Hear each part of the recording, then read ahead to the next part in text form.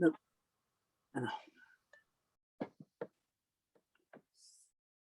donc, Erev Tov à tout le monde. J'espère que vous avez passé donc hier un bon jeûne, 17 Tammuz. Donc, nous sommes rentrés dans les 3 semaines, une période malheureusement triste dans notre calendrier, avec un certain nombre d'interdictions.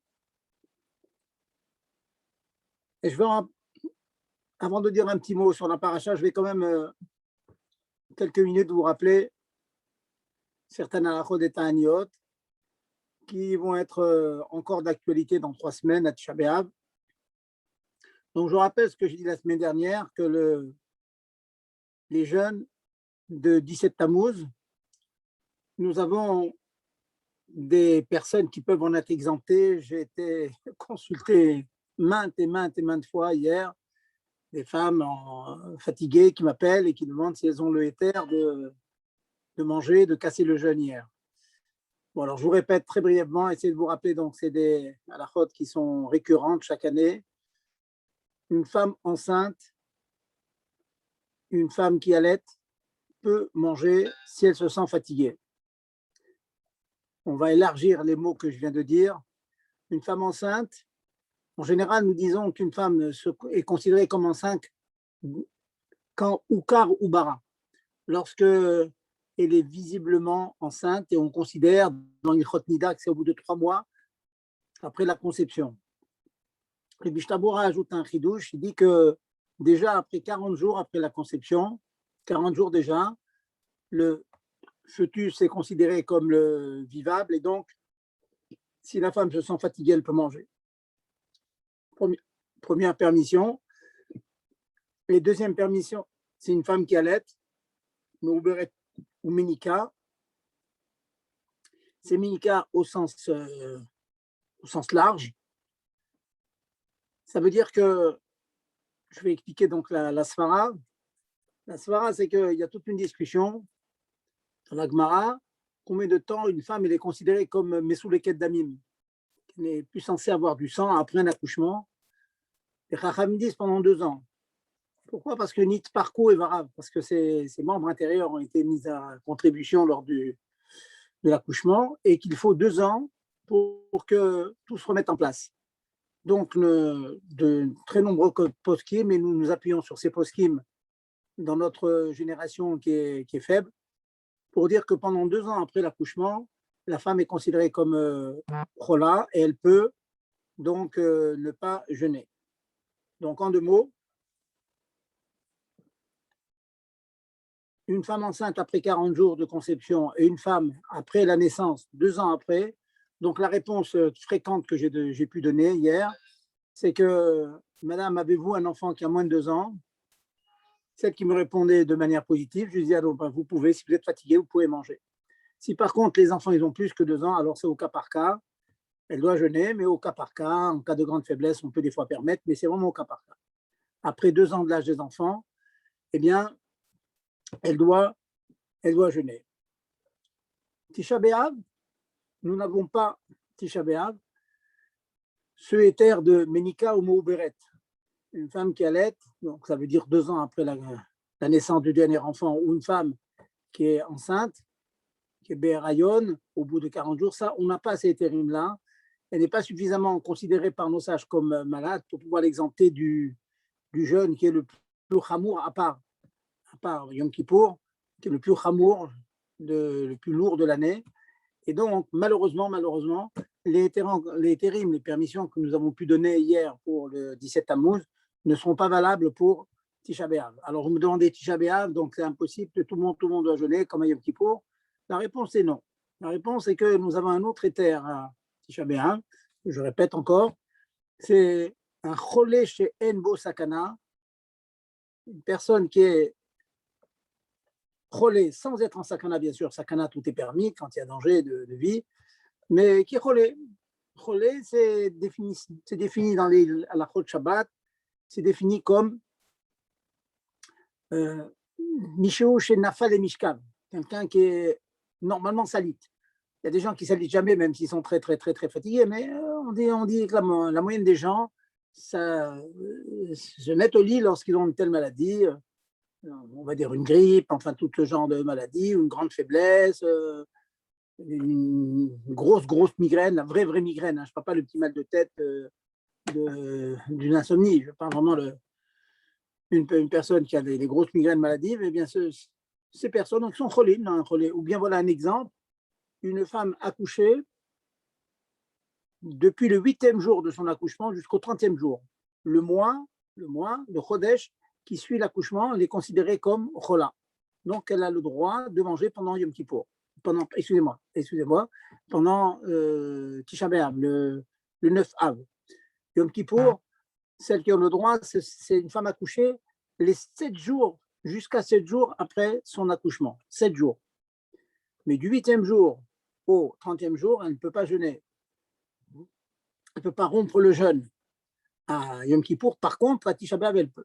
Donc, retenez cette halakha qu'une femme entre le 8e jour et le 30 jours après son accouchement, à Tisha B'Av, le 9 Av, elle peut manger. Elle est considérée comme chola. Et même si elle se sent en forme, elle est considérée comme chola. Bien sûr, on parle d'une femme qui se sent quand même fatiguée. Si elle est en pleine forme, on ne va pas la forcer à manger, bien sûr. Mais elle est considérée comme chola et donc elle aura la permission de manger. Voilà donc un bref résumé donc du Ta'anit d'hier et de celui qu'on va voir dans 3 semaines, en espérant Bessrat Hashem qu'on ne le fasse pas parce que ma chère sera là. Bon, maintenant, vous savez de manière générale les choses qui sont interdites pendant ces 3 semaines. On ne se coupe pas les cheveux. Déjà depuis samedi soir, on ne se coupe pas les cheveux. La musique est interdite, les smorts sont interdits, les mariages sont interdits. Voilà. Vous avez bien sûr le éther. Le éther, comme pendant la période du Homer, s'il y a une promotion, on apprend ça de Ilchot Ochol HaMoed, s'il y a vraiment quelque chose qui est FC de Meroubé, une promotion, vous avez des habits que vous trouvez maintenant que vous ne trouverez plus tard à ce prix-là, il y a des permissions d'acheter pendant cette période-là. Sinon, on s'en abstient, on attend, après le Tisha B'Av, eh bien, on reprendra nos activités. Voilà donc un rappel de quelques halachot de ces 3 semaines. Je ne vais pas beaucoup allonger là-dessus, c'est des halachot qu'il faut connaître, mais bon, qui sont des halachot de Havelut, donc on ne court pas après. Avant de commencer de reprendre notre cycle, hein, nous avons commencé, donc nous avons pris la Melacha de Makeva Patish. C'est l'avant-dernière Melacha, hein. La dernière c'est portée, l'avant-dernière c'est Makeva Patish, un coup de marteau. Donc on va aller un petit peu à l'envers, on va prendre les Melachot. Pour certains, ça sera une première vision, pour d'autres, ça sera une Chazara, une révision. Mais un petit mot sur la paracha de Pinchas. C'est marqué la reine est mort lo, ineni noten lo et briti shalom. Dieu a donné à Pinchas, Ben Azar, Ben Aaron Cohen, un brit shalom. Pourquoi? Tout simplement parce que il a fait quelque chose de tout à fait hors norme. C'est bien de rappeler ces choses. Il y a un concept dans la halakha qui s'appelle halakha ve'en morimken. C'est la halakha, mais si on demande au Rav, est-ce que l'on a le droit de faire c'est ce qu'on fait cette chose-là, le Rav ne répond pas. Très curieux, je vous donne un exemple dans la halakha. Par exemple, réparer une gazinière pendant Yom Tov. Pachout, il faut vraiment réparer la gazinière, faire un vrai travail. Ça s'appelle marchirer au chel nefesh. Tout ce qui est au chel nefesh, tout ce qui est en rapport avec manger, le cuire, tout ça, vous savez très bien que c'est permis de cuire. On peut allumer un feu sur un feu préexistant déjà pour cuire, etc. Ça, on a le droit. Eh bien, le marchirer au chel nefesh, ça veut dire non pas cuire, mais réparer un ustensile qui va me permettre de cuire, sans lequel je ne peux pas cuire. Pachout, il faut prendre un chalumeau et puis réparer une gazinière. Voilà. Supposons que vous soyez bricoleur, un vrai bricoleur, il faut un coup de chalumeau pour réparer une gazinière et ensuite la mettre en marche. Bien, sachez que cette halakha, ce sont des halakhot profondes et pas simples, hein, c'est dans Masechet Betsa, hein, qui traite des sujets de Yom Tov. La halakha, c'est que c'est permis, ve'en morimken. Halakha ve'en morimken. Ça veut dire le Rav, il a le droit de le faire, mais si quelqu'un va lui demander, il ne lui dira pas que c'est permis. C'est très curieux. Moi, chez le Rav, vous nous dites que vous ne dites pas que c'est permis et vous-même vous le faites. Alors quand ils vont le savoir les élèves, quand on étudie, on est à la yeshiva, on est au collège, on apprend ça à la faute, on sait que c'est à la faute de marchirer au chel nefesh, hein, les choses qui permettent d'arriver à la nourriture. Pas cuire la nourriture ou bien l'écraser, torchen, toutes les mlachot, mais préparer les ustensiles grâce auxquels on va pouvoir cuire. Eh bien, cette chose-là, la halakha est mutar ve el morimken, on ne le dit pas. Donc, on apprendra au kollel, à la yeshiva, on apprendra quand on étudie dans le Shulchan Aruch, mais être moré comme ça, sont des choses qui sont étonnantes, qui peuvent amener à des erreurs. Donc, les chachamim ne veulent pas qu'on soit moré, ça veut dire comme ça en public, répondre comme ça à tout un chacun. C'est très fort ce concept. Eh bien, le modèle, si vous voulez, en quelque sorte, le symbole de ce principe, hein, de ce yesod, c'est la fin de la paracha de Balak et le début de la paracha de Pinchas. Halakha vel morinken, c'est tout simplement que Abo el aramite, celui qui va avec une aramite, et comme ça devant tout le monde, c'est un chilul Hashem. La halakha, c'est que si on va demander à un rav qu'est-ce qu'il faut faire, le rav ne vous dira jamais qu'il faut les tuer. Mais si on est pris par la kinat Hashem, la kanaot, ça nous brûle, ça nous touche profondément, que c'est un chilul Hashem, qu'une personne fasse ça comme ça, ou vu au-dessus de tout le monde, alors, Kanaïm Pogimbo, un Kanaï, quelqu'un qui ressent la chose, soit vrai, les Shem Shamaïm, pas pour une vengeance personnelle, pas pour des pignottes personnelles, mais il le fait pour venger la vengeance divine, alors là, la fin, c'est qu'il a le droit de le faire. Et c'est ce qu'a fait Pinchas. Il a pris cet énorme nom, hein, qu'on lui rajoute à ou Eliaou, Pinchas ou Eliaou, il a pris aussi la Keuna, alors que la Keuna, c'est quelque chose que l'on hérite à la naissance, c'est génétique. Lui, il n'était pas génétiquement Cohen, et bien il est devenu Cohen grâce à cet acte merveilleux. Il a fait cette chose-là. Et même Moshe Rabbeinu avait oublié qu'est-ce qu'il fallait faire dans ce cas-là. Alors pourquoi il a oublié? Bon, les Mfarshim s'interrogent là-dessus. Une des réponses, c'est que pour donner un srout, parce que Pinchas avait un immense srout, et Dieu voulait donner un srout, donc il a fait en sorte que Moshe Rabbeinu oublie cette halakha. Eh bien, Pinchas, il a dit, Limatanu Rabbeinu, il a dit à Moshe Rabbeinu, mais tu nous as enseigné que Abo el aramite, celui qui va avec une aramite, Kanaim Pokimbo, ceux qui ont la jalousie divine, il le tue comme ça. Alors il a dit, ben, si tu es l'annonciateur de cette halakha, hein, eh ben, c'est toi qui vas l'accomplir, tu le fais, fais-le. Et il l'a fait, et c'est devenu Pinchas ou Eliaou, Pinchas ben Elazar ben Aaron HaKohen. De là, hein, il y a un vrai écart pour nous. Bezat Hashem, on ne sera jamais là, confronté à une telle situation, d'un chilul Hashem comme ça, que c'est nous qui devions faire la sentence en quelque sorte. Mais de là, le rabbi en déduit, dans les premières années, dans les Kouti Sichot des premières années, une attitude pour nous. Une attitude, bien sûr, à prendre avec précaution. Il peut arriver dans notre vie qu'on voit que quelque chose de d'inhabituel, de pas bien qui s'accomplit. Et personne ne réagit. On voit quelquefois les gens, même les gens importants, les gens chashouvim, qui sont censés réagir devant quelque chose de négatif, ils ne réagissent pas. Pourquoi? Ben, ça serait, comme je dis souvent, c'est une autre souga, c'est un autre sujet. Pourquoi ils ne réagissent pas? On ne va pas dire par indifférence, on ne va pas dire parce qu'ils n'ont pas les moyens, parce qu'ils n'ont pas un chiyuv dans ça, quelle que soit la raison. Mais il peut arriver que nous-mêmes, qui sommes tellement petits, hein, eh bien, la Torah nous donne, en quelque sorte, l'arme de dire parfois, c'est toi qui dois faire la chose. Si tu demandes au Rav, le Rav ne te dira pas de faire une telle chose. Il ne te dira pas. Mais tu dois comprendre de toi-même qu'il faut le faire. C'est extraordinaire ce concept. Bien sûr, il faut le faire avec prudence, parce qu'il ne s'agit pas de faire quelque chose contre la Torah. Donc, il faut déjà avoir étudié et savoir que cette chose-là, elle est permise. Mais elle est permise, mais personne ne le fait. Personne ne le fait. Eh bien, nous le faisons et nous serons dans la lignée de Pinchas ou Eliaou. C'est un acte brutal, cruel apparemment. C'est un acte d'Ahavat Israël, c'est ça qui a sauvé le clan d'Israël, de la Maguefa, etc. Il faut des fois ressentir la chose. Et le rapportant à notre situation dans les premières années, dans les 50, 52, il dit ça. Il dit qu'on est dans une génération de chats srefa. On voit que malheureusement, une énorme quantité de le juif du cas Israël imaginaire en 50 après la guerre, qui sont malheureusement loin de ces sources. Alors, qu'est-ce qu'on va faire? On va faire du porte-à-porte, mais on n'a jamais vu ça. Qui suis-je pour aller faire du porte-à-porte et aller dire, convaincre un juif de faire les mitzvot? J'ai jamais vu ça, j'ai vu les grands avant nous, ils n'ont pas fait. Ils n'ont pas fait. Même les rébéim eux-mêmes, premiers rébéim n'ont pas fait ça. Ils n'ont pas dit aux juifs d'aller faire du porte-à-porte pour parler aux juifs qui sont loin. Alors, Rabbi nous dit, dans notre génération, c'est le Tzav Hachar.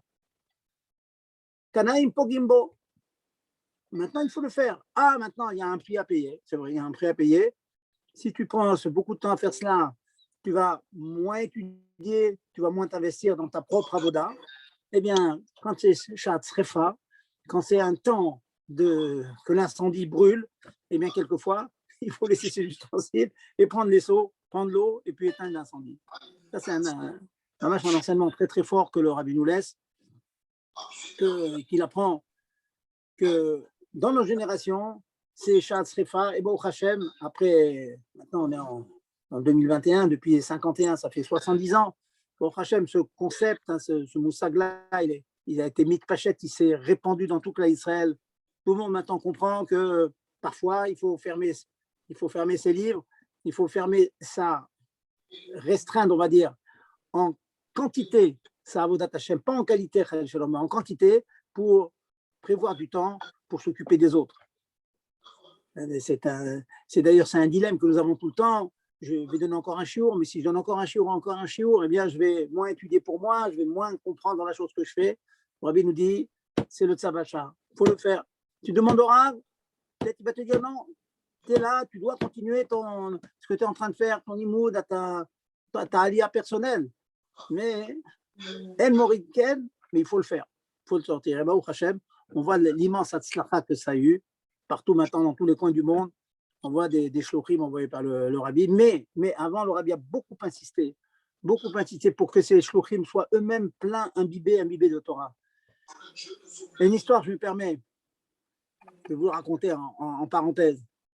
Un jour, une personne était invitée chez le Rabbi et il parlait avec la Rebbetzin. Et dans le courant de la conversation, la Rebbetzin a dit « Ah, il y a des choses qui sont coèves le cœur de mon mari. Il y a des choses qui font mal à mon mari. » Alors, elle a cité un certain nombre de choses. Elle dit quand il arrive des malheurs au chassidim, ça touche beaucoup le Rabbi. Quand il voit des gens qui sont loin et qu'on a du mal à toucher, ça touche beaucoup le Rabbi. Regardez ce mot, extraordinaire. Mais dit ce qui touche particulièrement le Rabbi, c'est quand il voit des Bachurim qui sont en Cévennes, des Bachurim qui sont à la Yeshiva et qui n'occupent pas tout le temps qu'ils peuvent investir dans le Limud Torah. Ils perdent du temps. Ça ne veut pas dire que tout le monde perd du temps, c'est pas ce qu'il disait. Il y a la chose qui le dérange beaucoup, c'est une personne qui n'occupe pas tout le temps dont il dispose. Et ça, c'était quoi le Rabbi? C'est un chidouche, il faut le dire, ces choses-là. Vous le regardez dans Ibadadouyot en français, vous verrez ces histoires-là. Je crois que c'est dans le volume 6. C'est des histoires qu'il faut répéter. Le Rabbi, ça le touchait. Il était touché quand un Bachour qui est à l'Eshiva, eh ben, le Seder finit à 7h, déjà depuis 7h30, des fois depuis 6h30, parfois depuis, même on va dire à 7h moins quart, déjà, ça y est, il est démobilisé. Non, ça touchait le Rabbi. Le Rabbi, il savait à quel point ce quart d'heure, il est important. Et c'est comme ça qu'il a formé une génération de personnes qui, certes, ont peut-être, du point de vue quantitatif, étudié moins, mais du point de vue qualitatif, on te dit avec tellement de passion, de zèle dans ce qu'ils ont fait, qu'ensuite, quand ils vont faire leur shlichut, les gens qui les voient, ils voient que ce sont des gens qui se sont beaucoup investis et qui, parce que c'est Halakha ben Morisel, parce que le cas Israël est comme ça, parce qu'on est Shat Srefa, parce qu'on est dans une période, une génération où il y a un grand incendie, et donc il a fallu qu'on s'investisse et qu'on aille à Bangkok et des villes tellement exotiques là, où partout on voit des shlochim. Ça, c'est le choix que le Rabbi a fait. Halakha ben Morisel, c'est l'halakha comme ça. En Morim, on ne peut pas dire à tout le monde, que tu fais, ferme tes livres, hein. On ne peut pas dire ça à tout le monde. Mais ben, si on l'enseigne, c'est comme ça qu'il faut enseigner. D'abord te remplir, pas perdre ton temps. Hein. Je m'adresse à des balébatines, des gens mariés en général, mais répétez ça à vos enfants. Le Rabbi était makpit, c'était koev auto plus que les malheurs qui arrivaient au chassidim. C'était koev, le cœur du Rabbi, que des Bachorim de Yeshiva pouvaient perdre du temps. Il ne parle pas de Batlanim, il parle de gens qui étudient, mais que leur seder n'était pas complètement rempli, ça touchait le rabbi. Le rabbi était makpid qu'on remplisse chaque minute. C'est très dur ce que je dis, c'est très dur, mais c'est comme ça. C'est comme ça, la Avodat Hashem, c'est ça, c'est s'investir dans tout ce que l'on fait. Je vous ai rapporté, je vais finir avec ça, on va commencer la lachot. Je vous ai rapporté la semaine dernière l'histoire avec Rav Nissan Nevanov. Qu'est-ce que c'était que Mesorot Nefesh qu'il a demandé dans une Yechidut pratique dans Rabbi, dans les années 60, 55, 60. Il a demandé au Rabbi, de notre génération, dans la génération américaine de l'abondance et de l'argent et de peanuts butter, du beurre de cacahuète, de l'abondance dans tout, eh bien, c'est quoi Mesorot Nefesh? Rabbi a fait une réponse inimaginable. Et je me permets de dire, je ne sais pas si le Rabbi Sam Lebanon il a compris cette réponse. Lui qui était tellement moufchat, tellement bachamaïm, tellement dans les nuages. Il a dit, qu'est-ce que c'est Mesorot Nefesh? C'est qu'une personne qui va lire une revue, on va dire une personne il doit lire cette revue. Ce n'est pas une revue interdite. Il va faire des études là-dessus. Il est en train il a fait un cursus de Parnassa. Eh bien, en feuilletant cette revue, il voit une image ou quelque chose qui n'est pas conforme au Shulchan Aruch. Eh bien, qu'est-ce qu'il fait? Il dit pas le rabbi, tu déchires la revue. Tu en as besoin pour faire tes études. Il y a quelqu'un qui fait, je ne sais pas, une licence d'histoire, quelquefois. Eh bien, dans l'histoire, vous voyez des fois des photos patriotes, par exemple. Eh bien, il va continuer sa licence d'histoire, mais quand il voit cette image, il tourne dans la page. Ça se dit, rabbi, retenez ces choses-là, c'est des mots fabuleux. C'est une avoda, c'est-à-dire yom yomid, chaque seconde. Il n'y a pas un moment où on est tranquille, en nouveau. Il n'y a pas un moment où on est tranquille. Un juif est toujours en train d'être oved, toujours confronté en vous le disant, je me renforce moi-même. J'imagine maintenant que quand je vais dire quelque chose, je trouve une image comme ça, je ne veux pas faire en sorte que mon œil va traîner sur l'image, je vais vite tourner la page en pensant que le rabbi nous a dit que c'est Mesorot Nefesh, pas stam, c'est pas je fais une avoda, c'est Mesorot Nefesh. Donner sa vie pour Dieu, c'est ça. C'est ça. À tout moment de ma vie, je dois faire attention où poser mes yeux, quelles paroles vont sortir de ma bouche. C'est un challenge, c'est un vrai challenge, c'est un pari, c'est très dur, mais c'est comme ça. Un juif, c'est ça. Un juif, ça c'est ça. Et quand les parents sont comme ça, et qui montrent à leurs enfants, qui expliquent à leurs enfants que c'est comme ça, pas toujours à dire il ne faut pas faire ci, il ne faut pas faire ci, il ne faut pas faire ci, il ne faut pas faire ça. On montre aux enfants combien c'est important, chaque geste est important. On le fait participer. Quand on fait le kidouche, lui aussi fait le kidouche. Quand on fait quelque chose, on fait shalom aleichem, lui aussi fait shalom aleichem. Le faire participer, les enfants doivent être avec leurs parents, collés à leurs parents. Chaque enfant doit ça, il veut imiter son père, mais c'est pas que le père, il fait, c'est un sadique. Il est à table, il fait tout avec les kamanotes et tout, et Harry, Hanpin, tous les gnanim. Et le petit, il est là en train de faire de petits galopins sur le fauteuil, en train de faire des cabrioles. Non, il faut dire au petit, viens, chante avec papa, fais avec papa, fais de toi-même. Le faire participer, ça c'est la Nikuda. Il faut qu'il participe. Et je veux dire, même pour les hommes, c'est de faire participer son épouse aussi, qu'elle n'est pas en train de s'occuper de la cuisine et lui s'occupe de la doucha, non. Elle participe avec son mari, elle est avec son mari. Il y a toujours un mot du rabbi qui rapporte, un mot qu'il a entendu au Fabrigan et qui rapporte à la maison. Ça, c'est l'avoda du juif dans nos générations. Et c'est comme ça qu'on arrive à faire des mishpachot qui sont tout dedans et pas malheureusement comme on voit de plus en plus.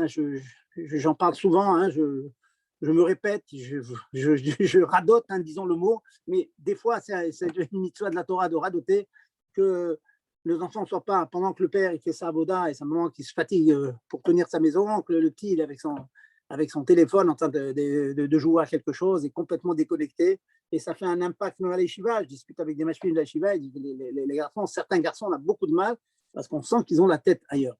Donc, c'est notre Mesorot Nefesh. Donc, on va le faire, on va aller jusqu'au bout. Voilà. Nous allons commencer maintenant. Et je vais, juste pour conclure, je vais allumer la lumière, là, ça commence à s'assombrir. Pour conclure la mlacha de Makeba Patish qu'on a traité la semaine dernière, je vais vous en dire encore une ou deux comme cela. Alors, je vous dis un certain nombre d'exemples, faire un cure-dent, etc., etc. Donc,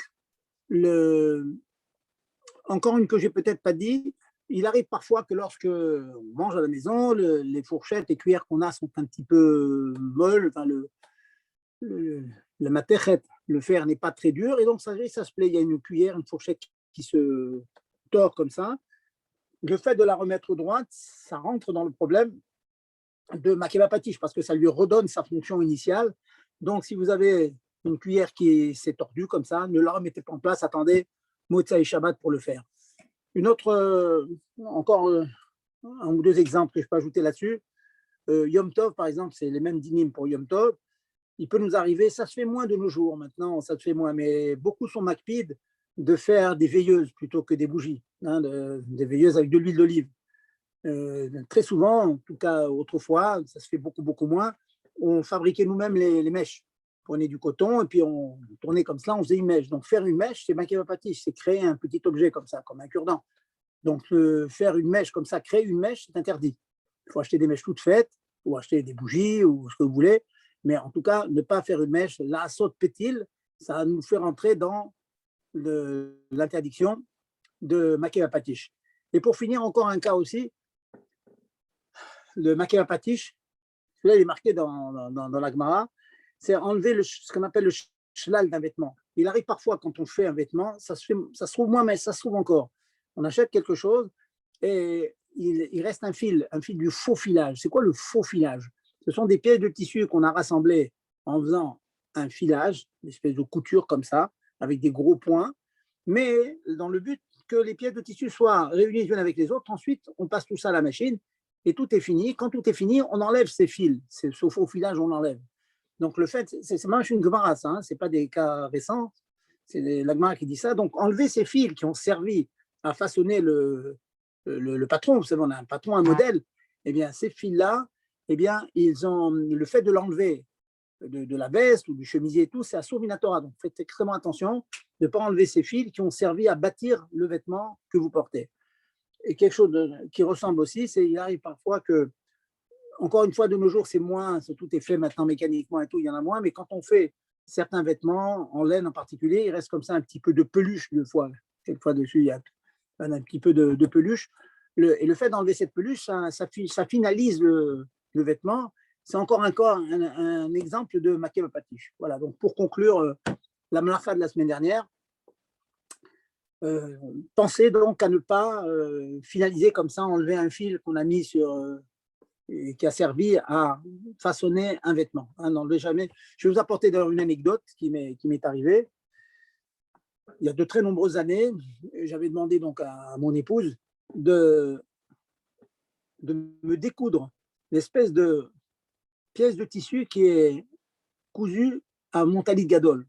Chez Chabad, on a un talit gadol avec une pièce de tissu qui est cousue au talit et qui est posée sur la tête. Ça permet de ne pas noircir le talit avec la kippa qu'on a sur la tête ou les cheveux parfois, quand ça bouge. Donc, ce tissu-là, au bout d'un certain temps, bon, il devient un peu gris. Avec le temps, il devient un peu gris. Donc, il peut arriver qu'on le découse, on le lave. On ne veut pas laver tout le talit. Donc, on découse ce tissu, on le lave et puis on le recoue. Et puis voilà, le talit, il est comme neuf après. Il m'est arrivé une fois de demander ça à mon épouse. Et puis, il se trouve que quand elle a tout fait, j'ai pris, c'était Shabbat, j'ai pris le talit, j'étais mis à tête talit. Et puis, je me suis rendu compte qu'en mettant le talit sur ma tête, j'ai senti une petite piqûre. C'est quoi une petite piqûre? Eh bien, elle avait attaché cette pièce du tissu au talit gadol avec 4 épingles, petites épingles, comme ça, pour le tenir. Ensuite, elle a passé tout ça à la machine à coudre. Elle avait oublié d'enlever ces quatre épingles. Donc, je me suis retrouvé à être obligé d'enlever les 4 épingles. Or, ces 4 épingles, elles ont servi à recoudre la pièce de tissu. C'est comme le shlal, c'est comme le faux filage en question. Ça aurait pu être un faux filage, mais c'était des épingles. C'était plus simple, mettre 4 petites épingles comme ça aux 4 coins. Donc, ça m'était complètement interdit d'enlever ces quatre épingles parce que ça finalisait le talit. Le talit était portable qu'une fois que j'avais enlevé ces 4. Donc, je n'ai pas pu porter le. Pas pu, il fallait absolument les enlever. Je ne pouvais pas les enlever. Les laisser, c'était problématique. Un problème de portée, parce que ça ne servait à rien. Donc, finalement, j'ai enlevé le talit et j'en ai cherché un autre. Vous voyez? Donc, c'est des choses qui peuvent arriver. Hein. On n'y pense pas. On a recousu un vêtement en mettant comme ça 4 épingles pour tenir les 2 pièces, et puis on oublie de les enlever. Il ne faut pas les enlever Shabbat. Voilà un bon exemple concret qui est arrivé pour nous éclairer un peu pour cette nacha de makeva patish. Voilà, monsieur. Est-ce qu'il y a des questions là-dessus avant de passer à autre chose? Pas de questions? Non, moi j'ai pas de questions, mais moi, je vous dis quand même qu'on a bien écouté tout ce que vous avez dit. Je sais que ça vous rassure plutôt que de parler seul à votre téléphone. Bon, alors c'est bien, ça fait plaisir. Ça fait plaisir. Gérard, vous êtes avec nous? Gérard? Rav, Bien entendu que je suis là. Non, alors je voudrais me poser une question. Sur mon écran, il y a un petit carré sur laquelle il est marqué et qui prend tout l'écran. Cette réunion est en cours d'enregistrement. Il n'y a pas moyen d'enlever cette. Non, alors, Pas des boutons. quand quelqu'un y rentre des fois, elle se met en marche, mais vous mettez continuer. Voilà, vous ne mettez Ouais, pas vous n'avez pas quitter des la boutons. réunion. Vous n'avez pas des boutons sur la pop-up. Il n'y a pas des boutons. Alors, je voudrais bien. Alors, où c'est qu'il y aurait des boutons? En C'est bas. marqué, en bas, c'est marqué quitter la réunion. Je l'ai fait la semaine Surtout dernière. pas. Alors, vous ne mettez pas quitter, vous appuyez sur l'autre bouton. À droite. L'autre bouton. Vous ne mettez pas sur quitter. Il n'y a pas marqué continuer? Il n'y a pas un bouton qui s'est marqué continuer? Non, c'est remarqué, c'est marqué en gros. J'ai juste cette espèce de. Il ne faut pas cliquer sur quitter la réunion. Il faut appuyer sur l'autre bouton. Et si vous cliquez en dehors de la pop-up, c'est-à-dire n'importe où ailleurs que sur la. Non, il faut appuyer. Je pense que C'est ce que c'est je suis un en train de bug faire, de ça ne bouge Zoom. pas si je veux appuyer à côté. C'est un bug de Zoom. Pas de problème, j'écoute. Voilà, je voulais vous poser une question parce que tout à l'heure, vous avez cité un exemple de Maccabi Patish, mais je n'ai pas compris l'histoire d'enrouler les mèches pour faire des mèches. Mais dans tous les cas, si Shabbat est rentré, on ne peut pas enrouler des mèches. On ne peut pas allumer. Je n'ai pas compris l'exemple. Mais je n'ai pas parlé de rouler des mèches. Hein. Ah, faire des. Excusez-moi, non, excusez-moi. Non, j'ai dit que, bien sûr, Shabbat, on ne peut pas faire des mèches. J'ai dit que Yom Tov, on a les mêmes interdictions que Shabbat. Donc, je voudrais allumer Yom Tov et je n'ai pas de mèche. Par exemple, le deuxième jour, il y a 2 jours de Yom Tov. Alors, dans ce cas-là, pendant le Yom Tov, j'aurai le droit d'allumer, j'ai le droit d'allumer, mais je ne peux pas créer la mèche. J'ai compris. Voilà. Ça me manquait. D'accord. Merci. Et Rav, une petite question, s'il vous plaît, sur l'histoire que vous avez racontée avec les Aramites. Est-ce que les filles de Aramites, c'est les filles de Canaan? C'est-à-dire, c'est quoi l'interdiction? Pourquoi il y a marqué, Aramite? C'est Aramite. Oui. En l'occurrence, madame, ça parlait, l'Aramite, c'est les habitants d'Eretz Israël avant que le cas Israël n'envahisse Eretz Israël. Mais dans la halakha, c'est de manière générale, c'est quelqu'un qui n'est une non-juive. Ah, d'accord. Voilà, c'est au sens ça, bien sûr. C'est pas que les Aramites, c'est tout. C'est une halakha dans Shulchan Arour, ça. Celui qui fait, bien sûr, des pumbis devant tout le monde, etc. Oui, c'est une halakha très, très dure, mais c'est comme ça. C'est un chilul Hashem.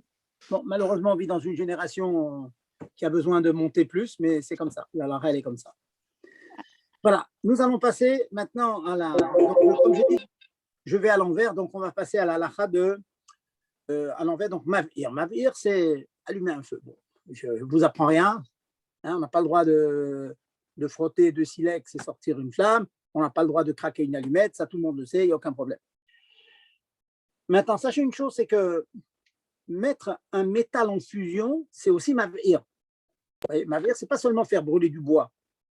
Donc, s'il y a un métal qui devient rouge comme ça en fusion, c'est aussi la mlacha de Mavir, c'est une mlacha de Horaïta. Je vous rappelle ça parce que, rappelez-vous, j'ai eu l'occasion dans les shurim que j'ai pu donner de vous dire que brancher une plata de Shabbat, alors beaucoup disent, bon, l'électricité, c'est midera banane, hein, vous avez tous entendu cette chose-là, c'est une grande marque loquette, je me suis dit que c'est bonnet, certains disent c'est des banane, mais dans la plata de Shabbat et dans d'autres ustensiles, il n'est pas question de dire c'est midera banane seulement. Parce que comment elle chauffe la plaque? La plaque elle chauffe parce qu'il y a des résistances, hein, il y a du métal qui chauffe, c'est ça qui chauffe la plaque. Donc, ce n'est pas seulement le courant électrique qui se met en marche, c'est que le courant électrique qui se met en marche, il fait en sorte que maintenant, cette matière, ce métal se met en fusion, et ça, c'est une surtora.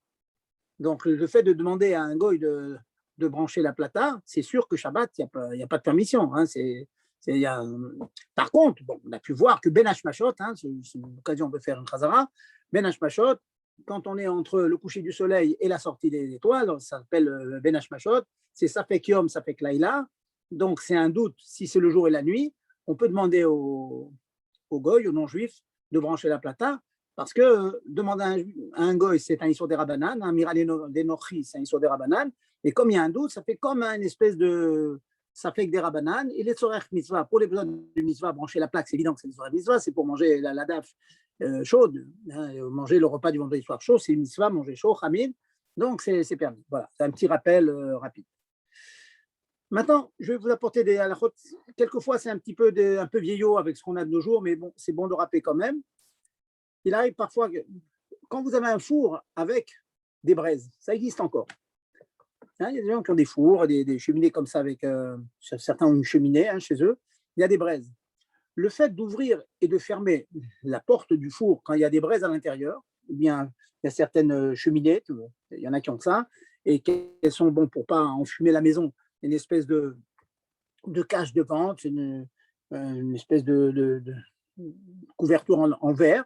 Et le fait, ça s'ouvre et ça se ferme. Le fait d'ouvrir et de fermer, ça empêche le vent, l'air d'entrer, ou ça active, ça amène du vent. Et donc, les braises peuvent rejaillir comme ça, peuvent se réchauffer. Donc, c'est ce que la Gemara dit, Shema Yechate Begechalim.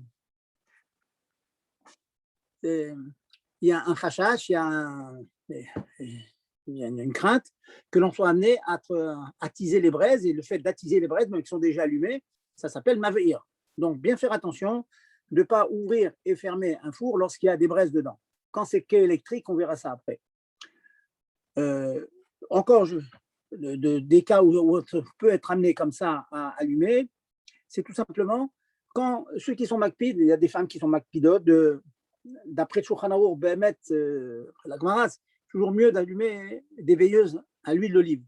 Ce n'est pas vraiment le minag de nos jours, mais il y en a qui sont encore makpid. Il faut faire très attention que quand ce sont des veilleuses à l'huile qui brûlent, de ne pas faire en sorte qu'elles bougent. Hein, si elles sont sur une table et la table bouge, alors là, bon, si on n'a pas fait exprès, on n'a pas fait exprès, mais il faut faire très attention parce que lorsqu'on bouge, il y a l'huile qui monte dans la mèche. D'ailleurs, ça se voit tout de suite hein, quand on bouge un petit peu, il y a l'huile qui monte dans la mèche et la flamme devient plus forte, plus grande, vous voyez, quand ça bouge un petit peu. Donc, faites bien attention que quand vous avez de l'huile d'olive qui est en train de brûler, faire bien attention de ne pas toucher le nerf, ce qu'on appelle le nerf, c'est-à-dire l'ustensile avec l'huile et la mèche dessus. Par contre, c'est bien de savoir, j'ai eu l'occasion, je pense, de vous en parler, c'est bien de savoir que ce n'est pas toujours interdit de déplacer une table avec des flammes qui brûlent dessus. Je m'explique. Imaginons que j'ai une table sur laquelle il y a un chandelier avec des bougies. Chandelier, il y a la menorah, le chandelier, ça va allumer donc sur la table. Maintenant, il y a des bougies qui sont en train de brûler dessus. Et vous avez un besoin de déplacer la table pour une raison à déterminer. Il faut déplacer la table, ça dérange. On veut mettre une rallonge, on veut rajouter une petite table à côté, il y a des invités. Si la table n'est pas devenue mouksé, comment elle n'est pas devenue mouksé? On en a aussi parlé. On a mis sur la table une chala, un sidour. Et même si on a mis aussi sur le plateau sur lequel sont posées les bougies, c'est encore mieux. Mais en tout cas, si on a mis sur la table ne devient pas mouksé. Pourquoi elle ne devient pas mouksé? Parce que la table devient bassis, support des bougies qui sont mouksées et des chalotes qui ne le sont pas. Donc, c'est un support pour du mouksé et du non mouksé. Donc, la table elle-même ne devient pas mouksé. La table n'étant pas mouksée, je peux la déplacer. Je ne peux pas de la toucher. Toucher, mouksé, c'est toujours permis. Toucher sans déplacer. Mais là, je peux vraiment la déplacer. Donc, maintenant, je veux déplacer ma table. Mais il y a des bougies allumées sur la table. J'ai eu l'occasion de vous dire que si on fait attention, bien sûr, si on va vite, on va l'éteindre, c'est sûr. Il ne faut pas que ce soit psychréché, que ce soit sûr et certain que ça s'éteigne. Mais si on va doucement, eh bien, on a le droit de déplacer la table avec les bougies dessus. Si maintenant, sur la table, il y a des veilleuses, ce qu'on appelle des veilleuses, ça veut dire de l'huile avec des mèches, là, il faut être extrêmement, extrêmement prudent. Il faut aller très, très doucement parce que dès l'instant qu'on bouge la table avec un petit peu d'ardeur, dès l'instant qu'on fait ça, on risque de faire en sorte que l'huile dans le verre bouge, l'huile va monter dans la mèche et ça va activer la flamme. C'est mavrir, ça. Ce n'est pas interdit quand même. Hein, si on fait attention, pourquoi? Parce que ce n'est pas psychréché, ce n'est pas sûr. Si ça arrive, c'est d'avoir chez Mitkavel. C'est quelque chose que je le fais sans kavana et ce n'est pas sûr que ça arrive. Et j'ai eu l'occasion maintes fois de vous expliquer que lorsqu'on fait quelque chose sans kavana et que ce n'est pas sûr que la conséquence, l'issour se passe, c'est permis. Donc, vous déplacez la table très, très doucement. Et même avec des veilleuses à l'huile, on a le droit de la déplacer si la table n'est pas moussée. C'est bon à savoir. Hein, ça peut servir. Dans nos cas, les gens disent « Oh là là, il y a les bougies, on ne peut pas déplacer. » Non, sachez qu'on peut déplacer la table avec des bougies allumées. Bien sûr, comme je dis, on faisait attention. J'avance un peu donc dans le nian de Maveir. Alors, imaginons que je sois amené une fois à allumer une lumière, pas béchogeg, mais bémit à sec. Je vais m'expliquer. Je rentre maintenant dans les klalim des principes de Shabbat. Qu'est-ce que ça veut dire? Shogeg, ça veut dire que j'avais conscience de ce que je faisais, mais j'ai oublié ou que c'était Shabbat ou que c'était interdit. Je l'ai fait comme ça, un peu par réflexe. Je rentre dans la cuisine, aux toilettes, j'allume la lumière. Bon, ça s'appelle Shogeg. C'est pas Mézid, je ne voulais pas aller contre la Torah, mais bon, malheureusement, on a fait Shabbat Amit, le corps il a fait cette chose-là. Maintenant, il arrive parfois qu'il y a une autre manière d'allumer, c'est Bémit à sec. Ça veut dire Mit à sec, ça veut dire je suis occupé par autre chose. Je fais tout à fait autre chose qu'allumer. Par exemple, je marche. Et puis, je suis quelqu'un qui bouge beaucoup. J'ai un teva comme ça, il y a des gens qui parlent sans bouger. Il y en a d'autres qui parlent et les bras se lèvent et descendent à gauche, à droite. Bon, c'est très bien. Selon le tempérament de chacun, eh bien, on peut imaginer quelqu'un qui fait des grands gestes, il raconte une histoire avec beaucoup de hitlavut, comme vous êtes de chaleur, et boum, il y a sa main qui va sur l'interrupteur, ça allume. Mais ça, c'est une chose. Donc, il a été mal, il a allumé. Sachez une chose, que dans ce cas-là, il n'y a pas d'interdiction de profiter de la lumière. Bien sûr, il ne faut pas faire exprès, hein. On s'entend, exprès. On ne parle pas d'avarianisme, hein, ils vont faire exprès. Mais c'est bien de savoir que s'il y a une mélacha qui s'est faite, des mythes à sec, ça veut dire en faisant tout à fait autre chose. C'est beaucoup moins que shogeg. Shogeg, ça veut dire j'avais conscience, je rentrais à la cuisine, j'allumais la lumière. Après, je me dis, oh malheureux, j'ai oublié, aïe, aïe, aïe. Mais ma main est allée allumer la lumière. Le but, c'était d'allumer la lumière. Maintenant, c'est autre chose. Ma main n'était pas du tout allée pour allumer la lumière. Ma main est allée parce que je bouge, parce que je faisais un geste, etc.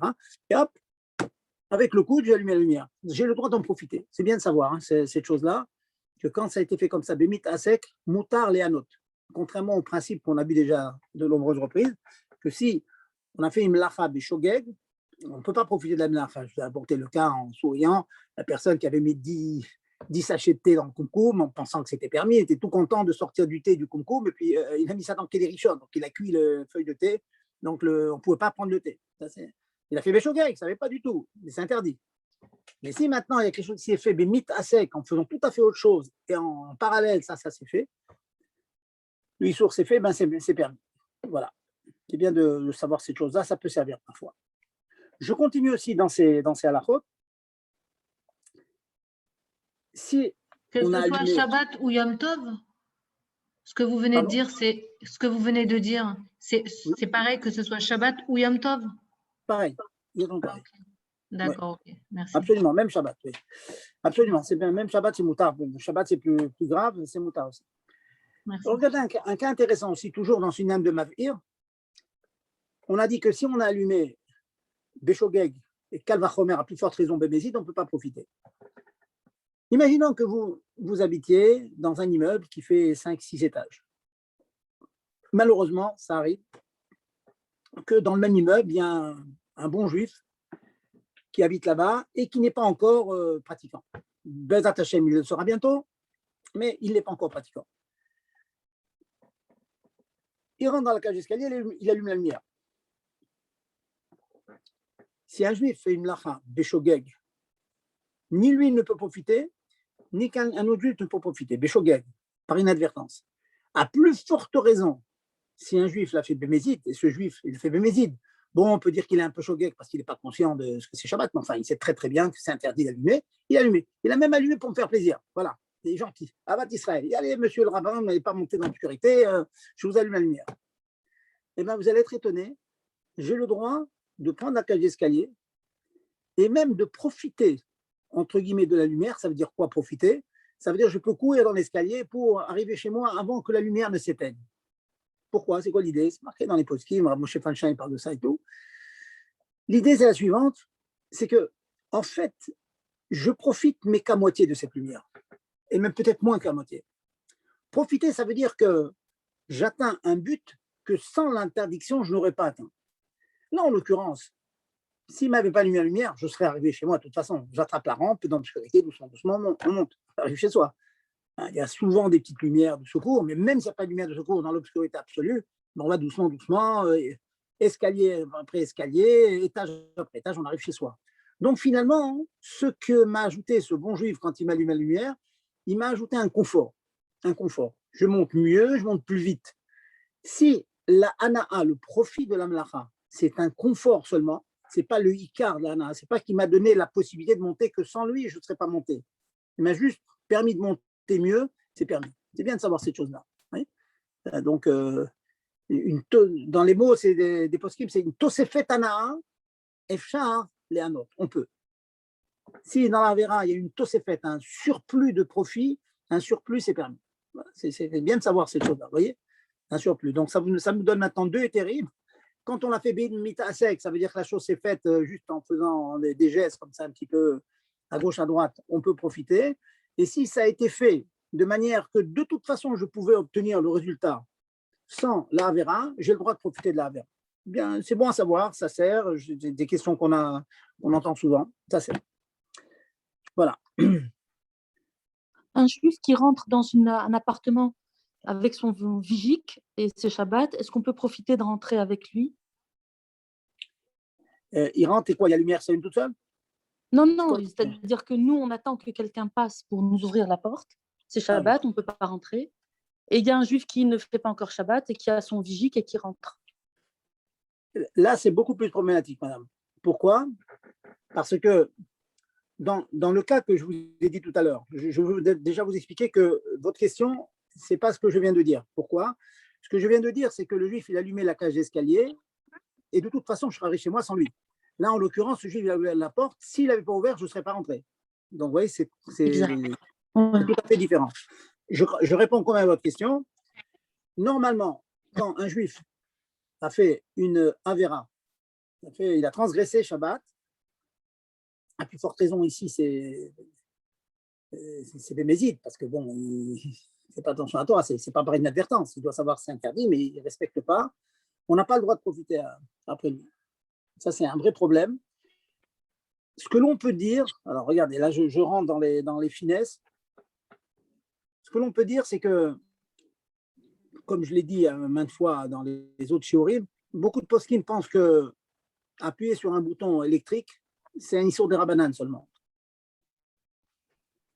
Et si une personne a fait une avéra des Rabbanan seulement, Bediavad, on peut profiter. S'il a fait, mais le problème, le paramètre, c'est qu'il ait fait cette avéra Béchogeg. Mais quand un juif fait une avéra, même des Rabbanan seulement, pas de la Torah, des Rabbanan seulement, mais Bémézid, on ne peut pas profiter. Donc en l'occurrence, si c'est un juif qui le fait, manifestement, il sait très bien que c'est interdit. Pour lui, c'est pas Hachouf peut-être, mais c'est interdit. On n'a pas le droit parce qu'il a fait Bémézid. S'il avait fait Béchogeg seulement, imaginez par exemple, Béchogeg, il ne savait même pas, il a appuyé sur le bouton, ça s'est ouvert, là je pourrais profiter. Mais s'il a fait Bémézid, ça veut dire qu'il est Pachout, c'est un Mechal el Shabbat, il rentre, je ne peux pas l'attendre, il faut attendre un goy. C'est un goy, il rentre, je peux profiter de ce qu'il fait. Mais le juif qui le fait, je n'ai pas le droit de profiter. Donc c'est très très problématique. Par contre, il vous reste comme solution en cas de chat adachat gadol, en cas de grand besoin, il vous reste la solution de trouver un goy et de s'appuyer sur les poskim, un principe que j'ai souvent répété, qui pense que l'électricité c'est des Rabbanan, c'est un issour des Rabbanan seulement, et on peut demander à un goy de faire un issour des Rabbanan, les tzorech mitzvah, pour les besoins d'une mitzvah. Donc, demander à un goy, c'est un des Rabbanan, appuyer sur le bouton, d'après tous ces poskim, c'est aussi des Rabbanan. Rentrer chez moi pour dormir ou pour faire le kidouche ou ressortir de chez moi pour aller à la choule pour prier, c'est aussi une mitzvah. Donc, chez les soirs, mitzvah, c'est moutar. Mais à la suite, après donc je conclus votre question, passer après un juif qui allume sciemment, c'est interdit. Ok, merci beaucoup. Voilà. Alors, donc je continue. Toujours à cause de Mav'ir, c'est une parenthèse, les Chachamim m'ont donné beaucoup d'interdictions à Shabbat, de peur qu'on soit arrivé à être Mav'ir. Donc je vous les rappelle très très brièvement, ça fait une petite révision sur le Chot Sheia et Aetmana, rappelez-vous qu'on n'a pas le droit de mettre un mets, un repas cru sur le feu si le feu n'est pas couvert. Si le feu est couvert, on a déjà dit que c'était permis même si c'est complètement cru. C'est garouf et katoum, donc on ne craint pas que quoi?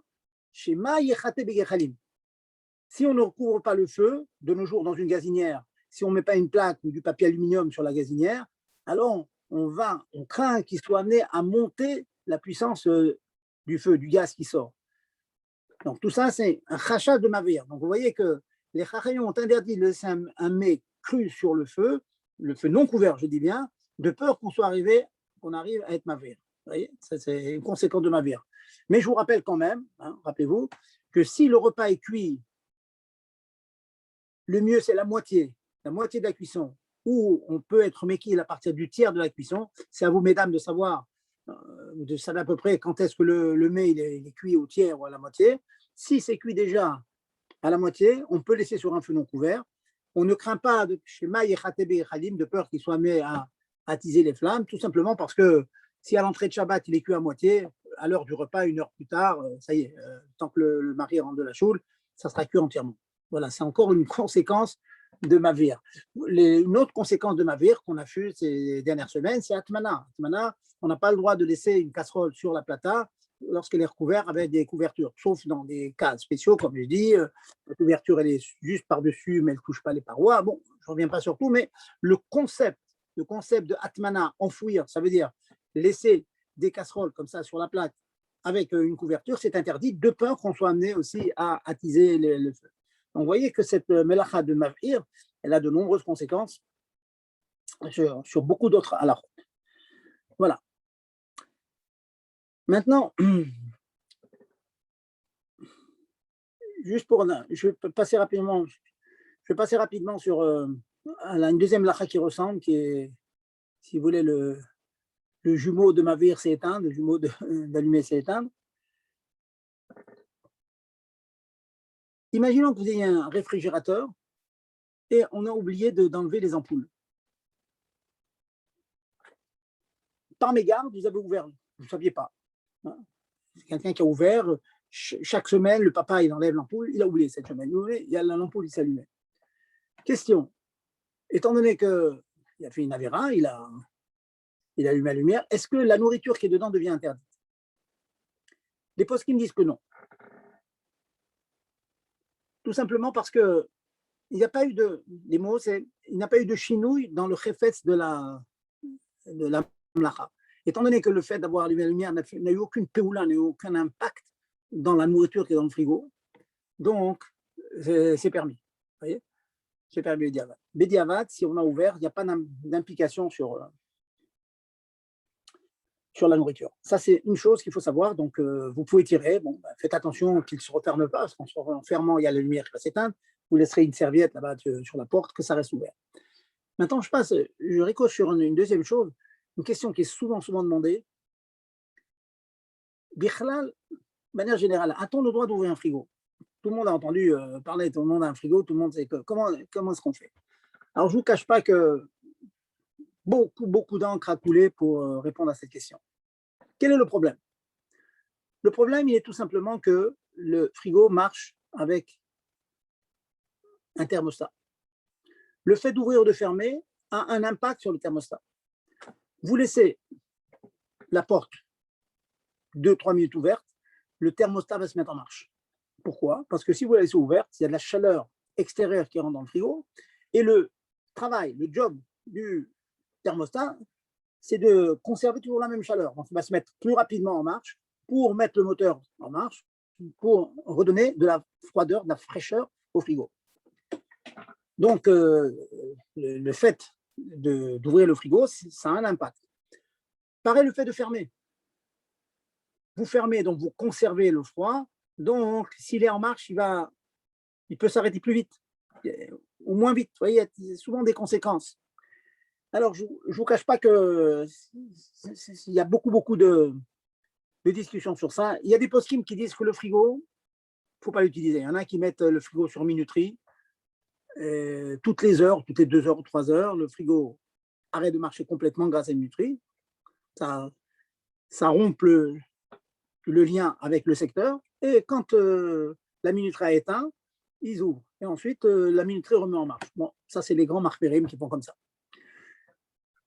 Après cela, il y a une deuxième solution, c'est d'ouvrir le frigo quand le thermostat est en marche. Il faut tendre l'oreille. Quand il est en marche, donc ça veut dire qu'il est en train de refroidir. Donc, qu'est-ce que vous faites quand vous ouvrez le frigo? Vous remettez de la chaleur. Vous ne faites qu'au mieux, au pire plutôt, vous faites qu'au pire prolonger le travail du thermostat. Il est en train de travailler de toute façon. Et vous allez prolonger son temps de travail. Le fait de prolonger son temps de travail pour qu'il refroidisse l'intérieur, c'est gramma, ce qu'on appelle gramma. C'est des causes indirectes. Donc, ça, on peut permettre. La meilleure solution après la minuterie, c'est d'ouvrir le frigo que quand il est en marche. Le problème, c'est que ce n'est pas toujours facile et il y a des frigos qui sont têtus et qu'il leur faut beaucoup de temps pour se mettre en marche. Et des fois, on a besoin de nourriture et on ne peut pas attendre une demi-heure, une heure pour… Alors, peut-on l'ouvrir quand il n'est pas en marche? Il n'est pas en marche, avec le risque, bien sûr, que quand vous ouvrez, vous faites rentrer de la chaleur, il peut se mettre tout de suite en marche, vous allez causer la mise en marche du thermostat. Alors, pour minimiser le problème, certains disent, vous choisirez la solution, hein, je suis allé du mieux au moins bien, de l'ouvrir, certes, mais pour un temps extrêmement court. Vraiment, vous l'ouvrez, vous servez, vous refermez tout de suite.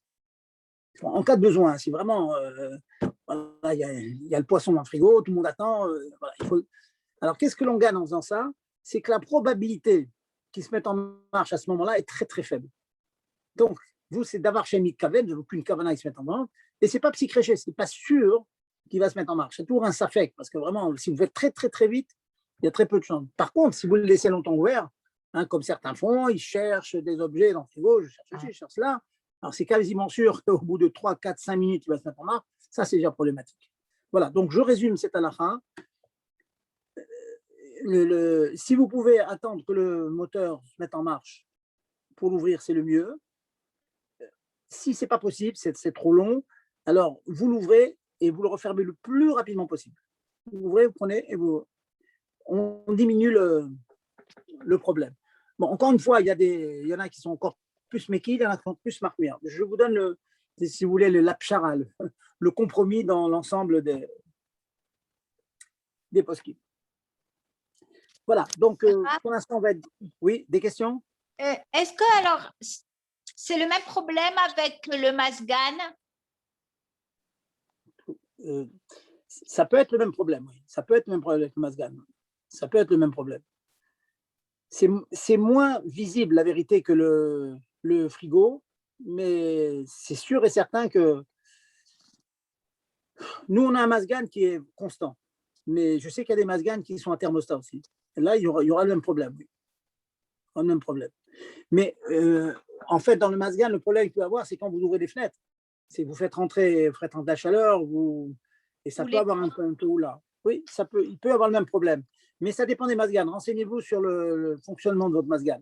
Dans le frigo, c'est sûr. Dans les frigos, il y a un thermostat et le fait d'ouvrir, de fermer, ça provoque de manière immédiate. Si vous laissez un petit temps. Voilà. Alors, je vais donc vous parler un petit peu de la mlacha de Mechabé. On fera une petite razara la semaine prochaine. Hein. Je vais un peu vite. On a un peu allongé là au début. Une petite razara. Mais à part allumer, on a la mlacha d'éteindre. Hein, dans le Mishkan, on avait du bois, on faisait brûler le bois, puis on éteignait avec de l'eau, et ça faisait du charbon de bois. Donc le fait d'éteindre, ça avait un but positif, positif. Dans le Mishkan, on faisait du charbon de bois en éteignant. Il y a une piscine au sous-sol. Alors, chaque fois qu'on est amené donc à éteindre, vous comprenez que c'est interdit. Mais avant l'exemple de nos jours pour descendre ça dans notre quotidien, c'est ce que font beaucoup de personnes lorsqu'ils préparent, ce qu'on appelle préparer les mèches. Qu'est-ce qu'on fait? On allume la mèche, puis on l'éteint. On mouche, en français on dit on mouche la mèche. À quoi ça sert? Ça sert qu'une fois qu'elle a été utilisée, on l'a brûlée, on l'a éteinte, elle est beaucoup plus facile à réallumer. Voyez, Donc, c'est l'exemple où éteindre, c'est un but positif. En général, éteindre, ce n'est pas positif, c'est pour enlever le feu. Vous voyez, là, non, c'est un but positif. Le fin d'éteindre, l'extinction, le kibouï, c'est pour obtenir une mèche. Voilà, c'est l'exemple même qu'on a de nos jours, que c'est Asur Minatora, comme à l'image qu'il y avait dans le Mishkan. Maintenant, avant de rentrer dans tous les détails de cette mlacha, je voulais vous dire un chidouche. Il y a 250 ans, les grands poskim nous ont dit un chidouche que de nos jours, pratiquement dans tous les endroits du monde, il est permis d'éteindre un incendie. Quand on voyait un incendie qui est en train de partir, il faut l'éteindre. Bizarre, ça peut être un Issur Torah. Peut-être des rabbanan aussi, parce que bon, on n'est pas intéressé par la combustion, mais pourquoi? Ils disent que à part de cas extrêmement rares, lorsqu'il y a un incendie, il y a un safek pikour nefesh. Il peut y avoir l'incendie qui part, mais les jeunes, ceux qui sont en bonne santé, ils vont se sauver. Mais vous savez très très bien que dans beaucoup de maisons, il y a des enfants. On a vu malheureusement, hein, tout le monde doit avoir des souvenirs des enfants qui sont restés dans un incendie. Les vieilles personnes, ils ne se rendent pas compte, qui n'ont pas l'effort de sortir de leur lit. Et aussi, si vous êtes en route à l'arrêt avec au milieu des nations, vous vous imaginez un petit peu si vous êtes au courant, vous partez, vous laissez le feu comme ça alors que vous avez la possibilité d'éteindre et qu'il y a d'autres personnes qui meurent dans l'incendie. Hein, c'est d'abord un chilou lachem, shem, kamou, et on sait très bien que chaque fois que les Juifs ont fait ce genre de choses, il y a eu des conséquences négatives, des représailles, etc. etc. Donc, c'est le Prem Gadim, qui est un des premiers qui a parlé de ça. Ils disent mitzvah des farsem. C'est une mitzvah d'être mefarsem. C'est pas d'annoncer ça à tout le monde. C'est un incendie, vous l'éteignez. Prenez des sous, vous l'éteignez. Pas question de se sauver, etc. Vous l'éteignez. Alors bon, maintenant, pas toujours, c'est de gros incendies. Mais imaginons qu'il y a une bougie qui soit tombée sur votre nappe. Dans le Shulchan Aruch, c'est marqué, il faut mettre de l'eau autour de l'incendie, du feu, de telle sorte que quand le feu va se répandre, il va s'éteindre en rencontrant l'eau. Un tas de choses, on apprend gramma. Vous comprenez, si on peut le faire, des cas comme ça, pourquoi pas, hein, imaginez que vous êtes dans une grande salle à manger, vous avez la terrasse à côté, la nappe prend feu, bon, on est deux, vous prenez la nappe avec le feu, vous la mettez dans la terrasse. Ok, si comme on dit, je gère la situation. Hein, la situation est dans le matzav est dans mes mains. Mais vous savez très très bien que quelquefois, c'est pas dans nos mains. Je me souviens, il y a de nombreuses années, hier, spécialement, on avait une choule, c'est à Pourim d'ailleurs, mais il y a eu un incendie, mais qui s'est pris à une vitesse, mais vous ne pouvez pas vous imaginer. En quelques minutes, tout était en feu. On a eu juste eu le temps de sortir les sifflets Torah, c'est tout. Tous les livres de collège, tout a été brûlé. Ça va très très vite. Et s'il y a une personne qui a un petit malaise, donc sachez que n'hésitez pas. Hein, ne faites pas le chassid choté, hein, c'est un chassid choté.